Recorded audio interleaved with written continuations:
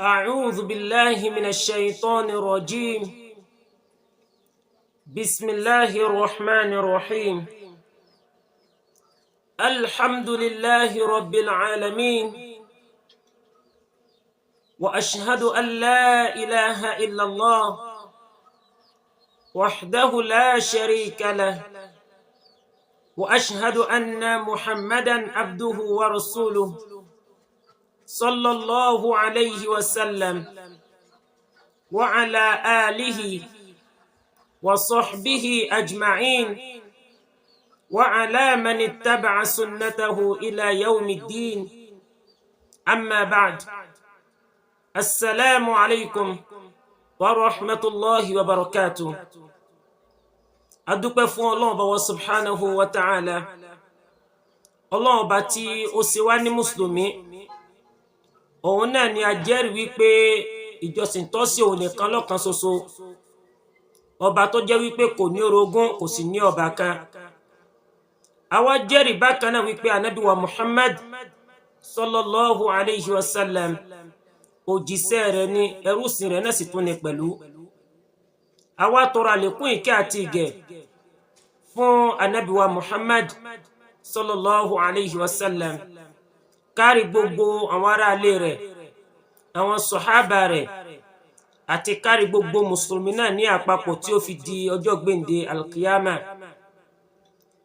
Ohun tí ọmọ jẹun bá ní sọ̀rọ̀ wa ní ọjọ́ tí èní, òun náà ni ohun tí a pè ní silsilatu sírọtì nàbíyí sallallahu alayhi wa sallam. Òun náà ni ohun tí ọmọ jẹ́ ohun bá ní sọ̀rọ̀ wa. Òun náà ni ohun tí a máa sọ nípa Ànábì wa Muhammad sallallahu alayhi wa sallam. Àwọn ìtàn léyìí tó jẹ́ wípé ó dìrọ̀ mọ́ ìgbésí ayé Ànábì wa Muhammad sallallahu alayhi wa sallam. A wá sọ ìtàn fún wa kó lè máa jẹ́ ohun ẹ̀kọ́, bákan náà àti ìmọ̀ fún àwa mùsùlùmí. Yóò tún jẹ́ kí àgbọ́yé ẹ̀sìn wa kó lè yé wa, ká tún lè mọ ohun tó jẹ́ òdodo nínú ẹ̀sìn wa àti sí Ànábì wa Muhammad sallallahu alayhi wa sallam. Látàrí bó ṣe jẹ́ wípé àwọn àrújú ó ti kún ayé ní ọjọ́ tí èní, léyìí tó jẹ́ wípé wọ́n ti ń kó ìrújú sí ọkàn àwọn mùmìnì, àwọn olùgbàgbọ́ òdodo, tó fi jẹ́ wípé ọ̀pọ̀lọpọ̀ wọn tí wọ́n ń pera wọn ní mùmìnì, wọ́n ti ń ṣiyèméjì sí ẹ̀sìn wọn àti sí òjíṣẹ́ wọn, léyìí tó jẹ́ wípé Ọlọ́run Ọba subhanahu wa ta'ala tó rán sí wọn. Ọlọ́run Ọba subhanahu wa ta'ala ó sì ṣe Ànábì wa Muhammad, ó ṣe ní ẹni ẹ̀sà fún al-umma rẹ̀, tó jẹ́ wípé Ọlọ́run Ọba subhanahu wa ta'ala ó ṣe ní bashiran, olùfúnni ní ìró dáadáa, wa nadhiran, ó sì tún jẹ́ olùkìlọ̀ fún wa kúrò níbi gbogbo ìran aburú. Kódà ó tún wá jẹ́ olùpèpè síbi gbogbo ìran dáadáa. Òun náà lẹ́ni tó jẹ́ wípé a máa sọ̀tàn rẹ̀ ní ọjọ́ tí èní, tó jẹ́ wípé Ọlọ́run Ọba subhanahu wa ta'ala ó wá jẹ́ kó yọ wípé Ànábì wa Muhammad léyìí tí a ń sọ yìí, ẹni ìmọ̀nà òun náà ni ó jẹ́ fún àwa mùmìnì. Kódà àwòkọ́ṣe òun náà ni ó tún jẹ́ fún wa, léyìí tó jẹ́ wípé nígbà tí a bá ń sọ̀tàn rẹ̀, a rí àwọn ẹ̀kọ́ ní olówó iyebíye tí a máa rí mú látara òjíṣẹ́ wa, látara àwòkọ́ṣe wa, lẹ́ni tó jẹ́ wípé Ọlọ́run Ọba subhanahu wa ta'ala ó gbé dìde láti lè máa jẹ́ ohun mọ̀nà, tó sì jẹ́ wípé gbogbo tí ó ṣe al-umma yìí lóore, òun náà ni ó ti ṣàlàyé rẹ̀ fún wa. Gbogbo tó bá sì lè ṣe àkóbá fún al-umma yìí, òun náà ló jẹ́ tó jẹ́ wípé ó ti ṣe ìkìlọ̀ rẹ̀ fún wa. Òun náà wá ní ẹni tó jẹ́ wípé a nífẹ̀ẹ́ sí jùlọ, kódà ju ẹ̀mí ara wa lọ, ju àwọn òbí wa lọ. Kódà ìfẹ́ tá a tún ní sí Ànábì wa Muhammad ó ju ètà tún ní sàn ọmọ wa lọ. òun náà ni tó jẹ́ wípé a máa gbé ìtàn rẹ̀ a máa gbé yẹ̀wò, a wá máa sọ fún wa nípa wípé bó ni ànábì wa Muhammad sallallahu alayhi wa sallam bó ni ó ṣe bá àwọn ìran Lárúbáwá nínú ìṣesí wọn kó tó di wípé wọ́n bí ànábì àti síwájú kó tó di wípé wọ́n gbé ànábì dìde gẹ́gẹ́ bí òjíṣẹ́. A máa ṣàlàyé fún wa bó ni wọ́n ṣe rèé, bó ni ó ṣe ṣe àwọn arìn àjò láti ibìkan sí ibìkan, bó ni wọ́n ṣe bẹ̀rẹ̀ sí ní mí sí, bó ni ó ṣe ń pèpè, bó ni ó ṣe jagun nínú ẹ̀sìn. Gbogbo eléyìí òun náà ni yóò máa jẹun tá a máa gbé yẹ̀wò nínú ìtàn ìgbésí ayé ànábì wa Muhammad sallallahu alayhi wa sallam títí tó fi dé orí pé bó ni ànábì wa Muhammad sallallahu alayhi wa sallam bó ni ó ṣe jáde láyé. Kí ìkẹ́ àti ọlá Ọlọ́run kó máa bá ànábì wa Muhammad àti gbogbo àwọn sàhábà rẹ̀ lápapọ̀ àti gbogbo àwọn mùsùlùmí náà ní àpapọ̀. Ọlọ́run Ọba subhanahu wa ta'ala ó wá ń jẹ́ kó yọ wípé ànábì wa tá ń sọ yìí ó jẹ́ ń tó jẹ́ wípé àwòkọ́ṣe ló jẹ́ fún wa. Kódà ànábì tá ń sọ yìí ó jẹ́ ń tó jẹ́ wípé ó ní àwọn ìwà tó jẹ́ ìwà àpọ́nlé lára rẹ̀ òun náà ni ohun tá ń pè ní àmánà. Ànábì wa Muhammad onílà. Kódà àwọn ẹ̀kọ́ bí a ṣe ń pèpè ó wà lára ànábì wa Muhammad àti bẹ́ẹ̀ nínú àwọn wà dáadáa tó jẹ́ wípé gbogbo bí kíbi téèyàn ti lè bára rẹ̀ yóò sì máa rí àwòkọ́ṣe dáadáa yóò máa rí mú látara òjíṣẹ́ Ọlọ́run Ọba. Bákan náà ànábì wa Muhammad sallallahu alayhi wa sallam léyìí tí a ń sọ fún wa Ọlọ́run Ọba gbé dìde kó máa jẹ́ ìmọ́lẹ̀ fún gbogbo ayé. Ọlọ́run Ọba kò gbé ànábì dìde kó máa jẹ́ olùpèpè olùkìlọ̀ fún àwọn ẹbí rẹ̀ nìkan. Ọlọ́run Ọba sì gbé dìde fún ìletò rẹ̀ nìkan bí kèsè wípé Ọlọ́run Ọba subhanahu wa ta'ala ó gbé ànábì dìde láti lè máa jẹ́ ohun mọ̀nà fún gbogbo ayé. Òun náà ni Ọlọ́run Ọba subhanahu wa ta'ala ó fi sọ fún wa ní àìmọye ọ̀nà nínú Qur'an nígbà tí ń sọ nípa ànábì wa Muhammad sallallahu alayhi wa sallam nígbà tí ń sọ nípa rẹ̀ fún wa. Kódà ànábì òun náà tún lẹ́nu tó jẹ́ wípé ó tún wá pè wá síbi ìjọsìn Ọlọ́run Ọba lóhùn nìkan ṣoṣo àti níbi ìmọ̀ Ọlọ́run Ọba wà lọ́kan ṣoṣo láti lè máa fi jọ́sìn fún, láti lè máa páyà rẹ̀ àti láti tún lè máa ránkan àwọn ìkẹ́ tí ń bẹ lọ́dọ̀ Ọlọ́run Ọba. Eléyìí náà máa jẹ́ ohun tó jẹ́ wípé a máa gbé yẹ̀wò. Ṣùgbọ́n ibi tá ti kọ́kọ́ bẹ̀rẹ̀ ní ọjọ́ ti èní òun náà ni wípé a kọ́kọ́ gbé abala kan yẹ̀wò. Kí labala náà? Òun náà ni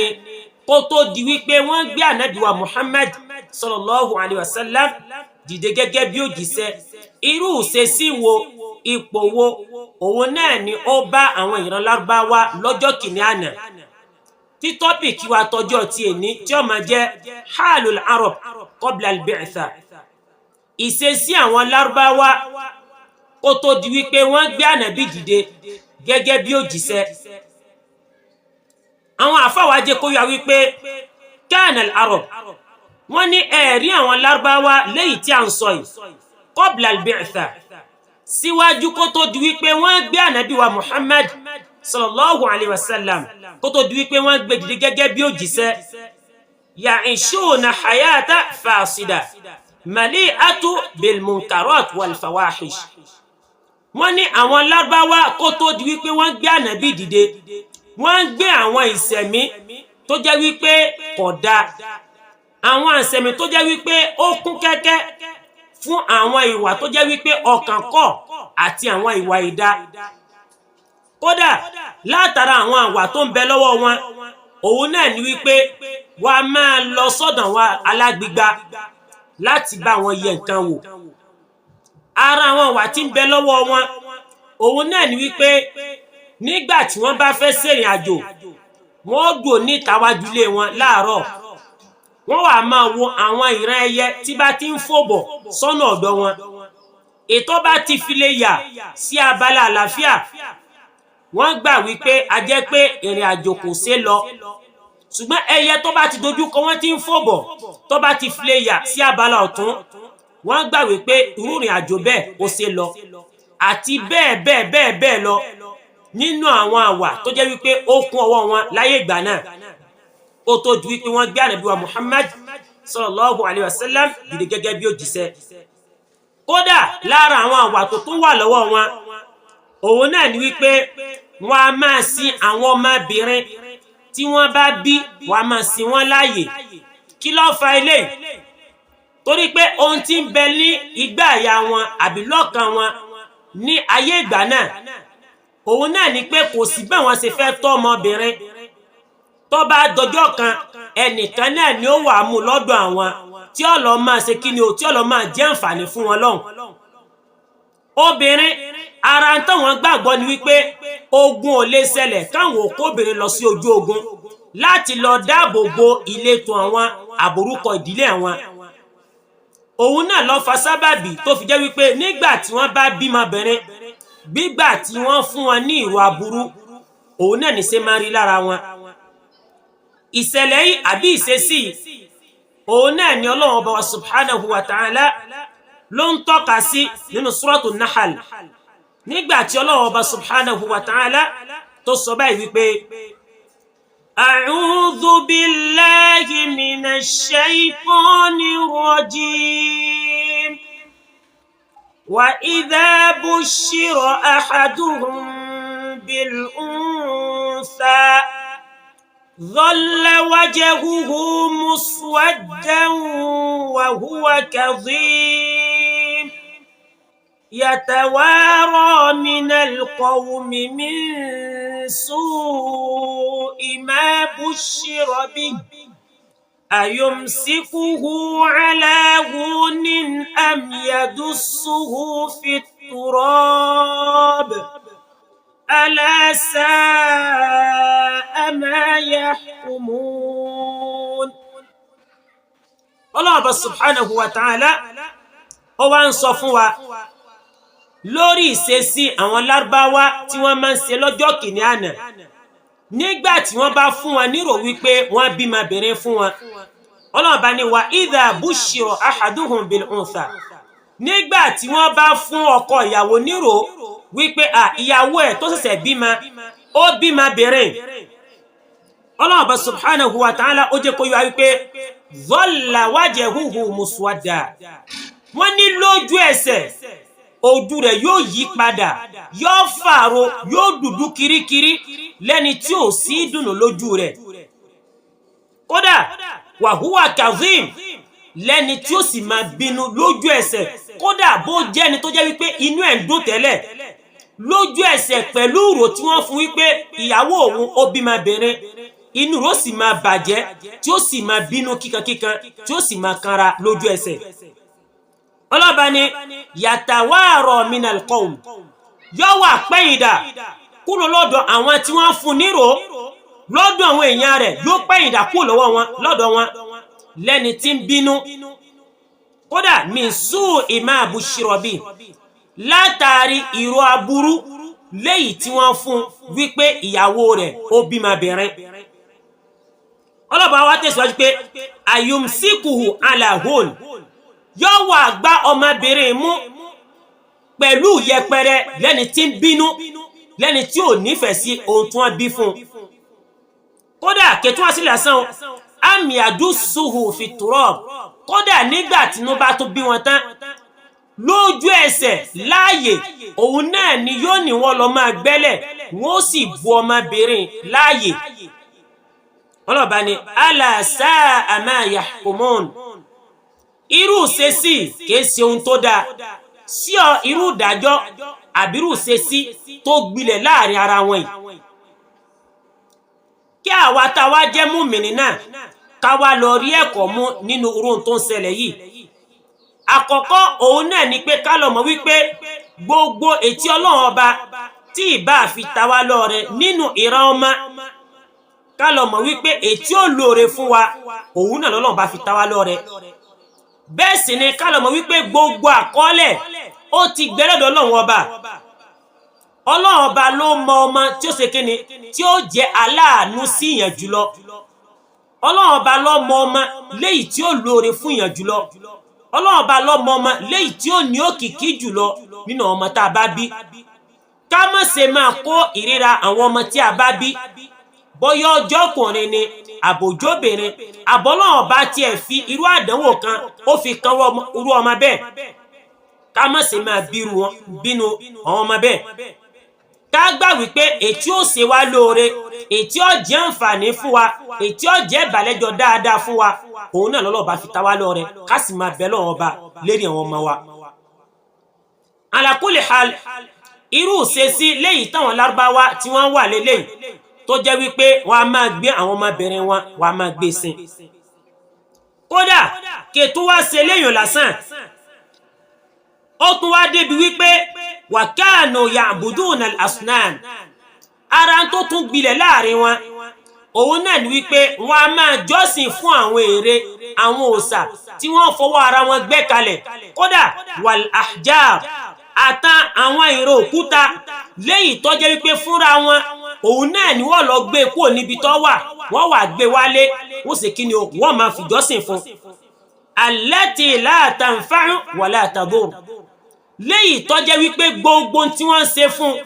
láwọn òòṣà àtàwọn òkúta tí wọ́n gbé kalẹ̀ tí wọ́n fi ìjọsìn fún wallahi la tanfa kò lè ṣe wọ́n láǹfààní ẹyọ kan kódà wala tadur aburú kan bó ṣe wulẹ̀ kò kéré ma wallahi kò lè fi kàn wọ́n tó jẹ́ wípé Ọlọ́run Ọba subhanahu wa ta'ala ó wá fún wa ní àìmọye àpèjúwe nínú al-Qur'an wípé àwọn nǹkan yìí wọn ò lè ṣe wọ́n láǹfààní. Ọlọ́run Ọba subhanahu wa ta'ala ó sọ ní suratu Taha Ọlọ́run bá ní a'udhu billahi minash shaytanir rajim afala yarawna alla yarji'u ilayhim qawlan ولا يملك لهم ضرا ولا نفعا ọlọ́ba ni afala yarawun ṣé àwọn tí wọ́n jó ṣẹbọ tí wọ́n ń forí balẹ̀ fún àwọn ère àwọn òòṣà àwọn òkúta afala yarawna alla yarji'u ilayhim qawla ṣé àwọn náà rí pé gbogbo tí wọ́n bá àwọn òòṣà wọn sọ sáwọn náà rí pé kò fáwọn lésì padà ni kódà wala yamliku lahum darran wala naf'a kódà àwọn òòṣà táwọn ń ké pè kò lè fi aburú kankan kò lè fi kàn wọ́n kódà àǹfààní kan bó ṣe wulẹ̀ kò kéré ma wọn ò lè rí látọ̀dọ̀ rẹ̀. Allah subhanahu wa ta'ala ó tún wá ń sọ fún wa ní àyè mi nínú al-Qur'an ní suratul hajj Allah bá ń pè wá sákèsí ó ń pè làákàyè wa ó ń pè wálé látàrí àwọn tó jẹ́ wípé wọ́n á máa fìjọ́sìn fún àwọn òòṣà. ọlọ́bọ̀ wọn sọ báyìí wípé a'udhu billahi minash shaitanir rajim ya ayyuhan nasu duriba mathalun fastami'u lahu innal ladhina tad'una min dunillahi lan yakhluqu dhubaban walaw ijtama'u lahu وإن يسلبهم الذباب شيئا لا يستنقذوه منه ضعف الطالب والمطلوب. ọlọ́ọ̀bá ni yá ayu anas ọlọ́ọ̀bá ni mo pè yín ọmọnìyàn lápapọ̀ mùmìnì nínú yín àtẹni tí èsè mùmìnì duriba mathalun fastami'u lahu àti fi àpèjúwe àti fi lélẹ̀ fún yín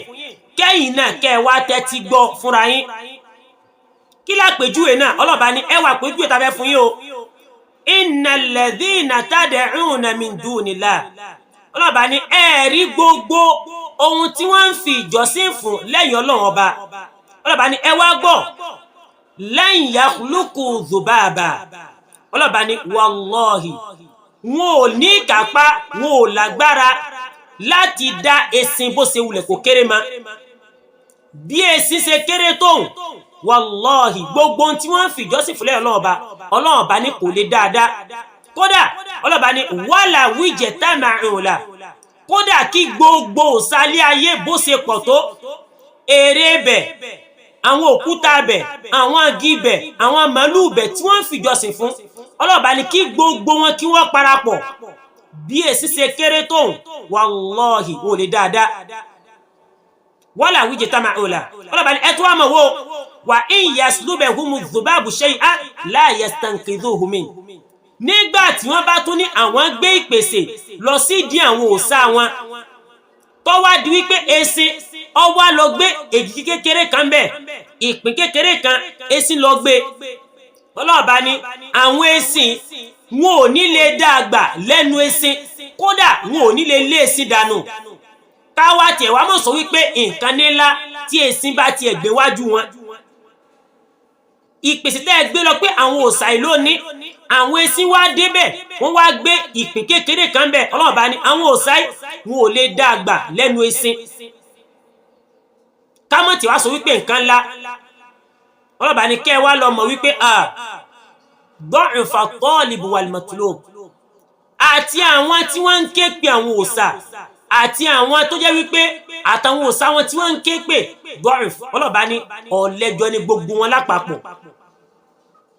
Ọlọ́run bá ń sọ lè fún wa ká lè lọ mọ̀ wípé àwọn òòṣà tá à ń fi ìjọsìn fún lẹ́yìn Ọlọ́run ọba wọn ò láǹfààní kankan tí wọ́n lè ṣe fọ́mọnìyàn ká tó àmọ́ tí wàá sọ wípé aburú wọ́n ní ṣùgbọ́n àwọn lárúbáwá tí à ń sọ yìí wọ́n jẹ́ ẹ̀dá tó jẹ́ wípé àwọn gbà wípé lóòótọ́ lódodo Ọlọ́run ọba tí ń ṣẹ̀mí ni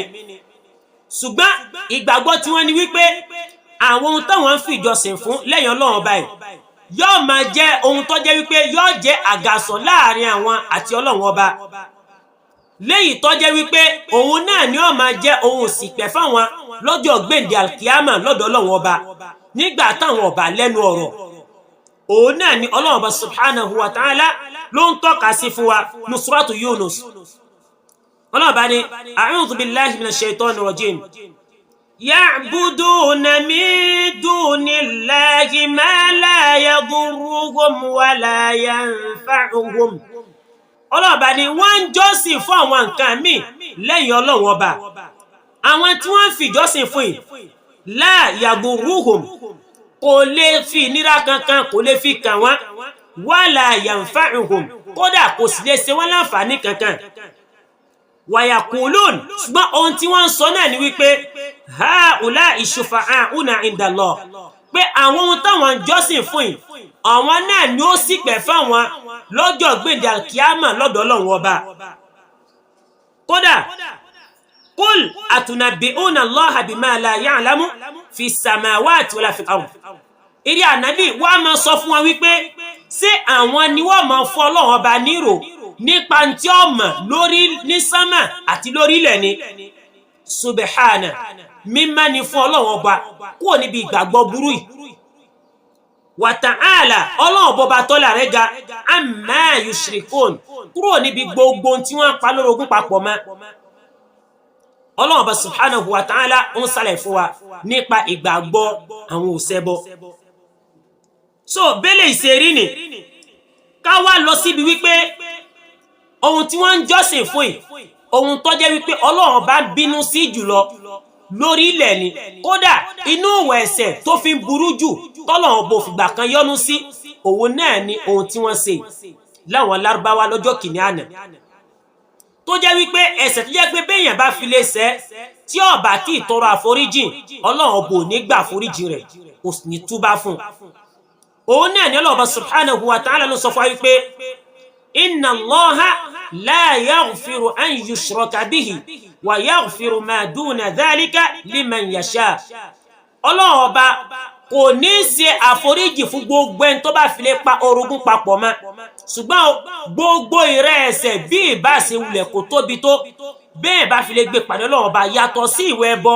Ọlọ́run ọba ní òun lè ṣàforíjì rẹ̀ fẹ́ni tó bá wù nínú àwọn ẹ̀dá wọn ṣùgbọ́n ká wá lọ síbi wípé òòṣà bíbọ yìí bó ló ṣe dé àárín àwọn lárúbáwá ó yẹ kí mùsùlùmí ó yẹ ká mele torí pé a rí pé àwọn tí ń kó ròyìn sí ọ̀kan wẹ́rú sí Ọlọ́run ọba wọ́n ní kódà tẹ́ ẹ bá wò ṣebí olóòṣà náà ni àwọn lárúbáwá náà tẹ́lẹ̀ kódà tó fi jẹ́ wípé Kaaba wọ́n gbé òòṣà síbẹ̀ bó ní gbogbo eléyìí bó ló ṣe débẹ̀ àti pé kí ni àgbọ́yé àwọn mùmínì tí wọ́n lè gbọ́yé látàrí tí wọ́n sọ yìí. Wọ́n ní ká lọ mọ̀ wípé bí òòṣà ṣe dé àárín àwọn ará Lárúbáwá arákùnrin kan òun náà ló gbé dé àárín wọn. Kí là ń pè arákùnrin náà? Orúkọ rẹ̀ òun náà ni Amru ibn Luhay. À ń pè ẹni yìí ní kíni o, Amru ibn Luhay. Òun lẹ́ni tó jẹ́ wípé ó gbé òòṣà bíbọ ó gbé wọ àárín àwọn Lárúbáwá torí pé nípìlẹ̀ gangan òun náà ni pé àwọn Lárúbáwá wọ́n ọmọ tí ń jẹ́ òòṣà bíbọ torí pé wọ́n ń lò sẹ̀mí wọn bọ́mọ nìyàn sí ń lò sẹ̀mí láì fìjọsìn fún kankan.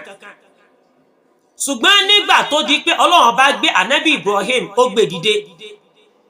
láti lọ kọ́ Kaaba sí àyè ibi tí wọ́n wà, ó di wípé ànábì Ibrahim ó pèpè wọ́n bẹ̀rẹ̀ sí ní máa jọ́sìn fún Ọlọ́run ọba níbẹ̀. Ṣùgbọ́n nígbà tó di wípé ìgbà tọ́lọ́run bá gbé ànábì Ibrahim dìde ó ti ń jágùn kó tó di wípé òjíṣẹ́ míì dé, ó di pé ẹ̀sìn tí ń tán lẹ̀ lọ. Àsìkò òun náà ni àwọn àfọ̀olùmọ̀ náà máa ń pè ní alifaturọ̀. Tó máa ní alifaturọ̀ òun náà ni ìgbà tọ́lọ́run bá gbé òjíṣẹ́ kan dìde tó wá di wípé ẹ̀sìn tí ń lọ́lẹ̀ kó tó di wípé wọ́n gbé òjíṣẹ́ míì dìde. Àsìkò gbàùn òun náà ni Amru ibn Luhay lọ wá lọ gbé àwọn òòṣà wá tó wá gbé sínú Kaaba tó wá pèpè àwọn èèyàn pé kó máa fìjọsìn fáwọn òòṣà. Bó ló wá ṣe gbé wọ ìlú Mẹ́kà lọ́jọ́ náà? Wọ́n ní wàhádà rajul, wọ́n ní ẹ̀rí arákùnrin tá à ń sọ ìtí sí Amru ibn Luhay alladhi kana awwalu man da'a nas li ibadati al-asnam. Wọ́n ní òun náà lẹni àkọ́kọ́ tó pè àwọn èèyàn sí di òòṣà bíbọ ní ìlú Mẹ́kà lọ́jọ́ kìíní lánàá. Wọ́n ní kódà wala qad kana Amru ibn Luhay, wọ́n ní kódà Amru ibn Luhay tá ń sọ yìí wọ́n ní ra'isu li qabilati Khuza'a, wọ́n ní ó jẹ́ olórí abẹnugan fún ìdílé Khuza'a. Wọ́n ní wa hiya min qaba'il al-arab, wọ́n ní ìdílé Khuza'a yìí ó jẹ́ ìdílé kan lára àwọn ìdílé nínú ìran Lárúbáwá náà ni. Wọ́n ní wa kana ma'rufan, wọ́n ní ó jẹ́ ń tó gbajúmọ̀ ẹni tí gbogbo èèyàn mọ̀ káàkiri ìlú ni. Kódà yuhibbuhu bihubbihi lil khayr, látàrí bó jẹ́ pé àwọn èèyàn mọ̀ wọ́n mọ̀ bó ṣe ní ìfẹ́ sí dáadáa tó láwùjọ. Kódà wal hirs ala amri dunya, wọ́n ní àti bó ṣe lójú kòkòrò sórí gbogbo ohun tá à ń pè ní àlámọ̀rí ilé ayé. Wọ́n ní fa ahbahu nas hubban aziman, tó fi wá di wípé àwọn ọmọnìyàn wọ́n nífẹ̀ẹ́ sí kódà ní ìfẹ́ tó jẹ́ wípé ó ga jùlọ. Wọ́n ní bí ẹni ṣe wà láàrin àwọn ìjọ rẹ̀ nípìlẹ̀ lélẹ́yìí kó tó wá di wípé wasafara ila baladi Sham, kó tó wá di wípé ó ṣèrìn àjò lọ sí ilẹ̀ Sham. Nígbà tó lọ síbẹ̀ wọ́n ní wa hunaka wajada al-qawm ya'buduna al-asnam, wọ́n ní ibẹ̀ ló ti wá rí àwọn ènìyàn tó jẹ́ wípé wọ́n ń jọ́sìn fún àwọn òòṣà min dunillah, lẹ́yìn Ọlọ́run ọba, wọ́n jọ́sìn fún òòṣà lẹ́yìn Ọlọ́run ọba. Wọ́n ní bó ṣe di wípé ọwọ́ àbí àwọn ìjọ ìlérè pé èwo lẹ́ ń ṣe, wọ́n wá ń sàlẹ̀ fún pé àwọn òòṣà tó rí àwọn ni wọ́n ń rọ̀jò fáwọn, gbogbo bùkátà táwọn bá fẹ́ ọ̀dọ̀ àwọn òòṣà ilé àwọn máa ń ké gbàǹjarì lọ, àwọn òòṣà nígbà wọn. Wọ́n ní bó ṣe di wípé Amru ibn Luhay bó ṣe di wípé ó gba òòṣà kan nínú àwọn òòṣà tí wọ́n ń bọ ní ilẹ̀ Sham, bó ṣe gbé wá sí Mẹ́kà nù. Nígbà tí ó gbé dé ó lọ gbé sí inú Kaaba. Nígbà tó gbé síbẹ̀ ó bá bẹ̀rẹ̀ sí ní máa pe àwọn èèyàn láti máa jọ́sìn fún àwọn òòṣà yìí. Bó ṣe di wípé fa àjàbù àwọn èèyàn bẹ̀rẹ̀ sí ní jẹ́ pé rẹ̀, wọ́n bẹ̀rẹ̀ sí ní máa jọ́sìn fún àwọn òòṣà yìí bákan náà. Kódà tó fi di wípé